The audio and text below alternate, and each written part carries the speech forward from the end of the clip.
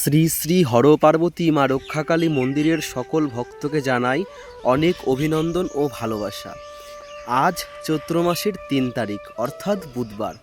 আজকে অমাবস্যা, তো সেই উপলক্ষে আমি আজকে ভোগের রান্না করেছি লুচি আর আলুর তরকারি।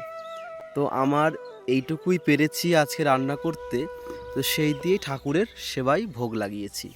তো বন্ধুরা, আজকে ৩ দিন হচ্ছে আমার ব্রতের।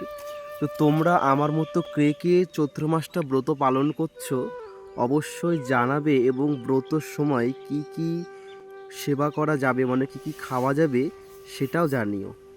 আর আমি ব্যক্তিগতভাবে মনে করি যে কোনো ব্রত বা একটা সংকল্পের সময় ব্রহ্মচর্য পালন করা অত্যন্ত গুরুত্বপূর্ণ। কারণ দেহশুদ্ধ না হলে আমরা যত যাই করি না কেন সব কিছুই ব্যর্থ মনে হয়। তো ব্রহ্মচর্য পালনের মাধ্যমে আমার এই ব্রত আমি চেষ্টা করছি সম্পূর্ণ করার। আজকে কেবল ৩ দিন হলো, বাদবাকি দিনেও তোমাদের সাথে সাথে গল্প গুজবে ভালোই কেটে যাবে আশা রাখছি। তো কথায় কথায় আমার সেবা পুজো প্রায় শেষের দিকে। এদিকে আমি অল্প করে আরতি করে নিচ্ছি।